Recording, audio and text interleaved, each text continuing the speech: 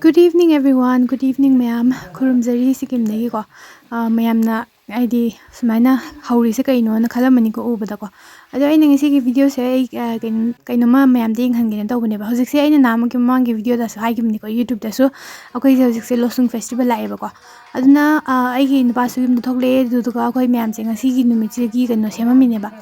Khapse na kaino do achapo to nan ki traditional loi ba achapo to na hai ki ko.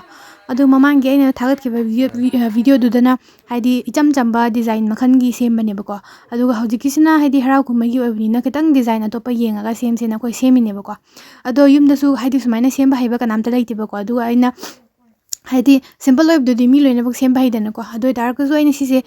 YouTube da yengine bako keno haidi khabje kamain toroga semgene ko magi design se ko Tibetan khabje har YouTube da dum thokpane bako sigi semba se ko ado ngasi sina anirak subani ko ai sari se haidi mamang da so aina kiji ani gumba yumgi sakre bako ado handa gisina aina mu kiji ani ado handa ki punna kiji mari ne bako koina sari se ko aduna sumaina design se sumaina makhan je sablo rakanda ai yam phajana haibadi nate bako do darkasu aina haiba akhang makharaga dum sari bako yumda aduga aigi na bahoi adegi inaw na bahoi ma'am na sumating pangi bako aduga aidi mi am khatang na sarga ledi yam kuina jange bako aduna maida to laga adegi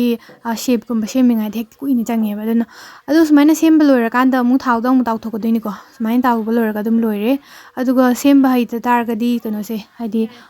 nimki saba dumaina sumaina su sembe ai bako design se ko ado targasu yumgi nimki su khatang nimki style su khara mu sare aduga kaina to haidi lai guma kana ba natrasu minung laga jana thangna ba yumda guest khumba lakpa kana sumaina mingo da pina ba se makhan design khara su dum sai ba ko ado yum matam su yamna kuin jangbani na khoina haidi design khara kana sare aduga khara amadi kaina to nimki hobugi dumaina chamna dum sadoi ba ko matam na kuini jangi dana ko aduna pung mari makhai manga tarak pa da si myan che loina saba loirine ba aduna si gaini ko ina ngasi gi haiba khara sumaina design se ko mamangi sisina khara achambane aduga ina YouTube da gi yeng kanda sumaina toroka sare ba ko ana Sikkim gi kano Losung festival guma ID festival lak matam da ko sumaina yumda sanei ba ko adu aina Manipur da lak gi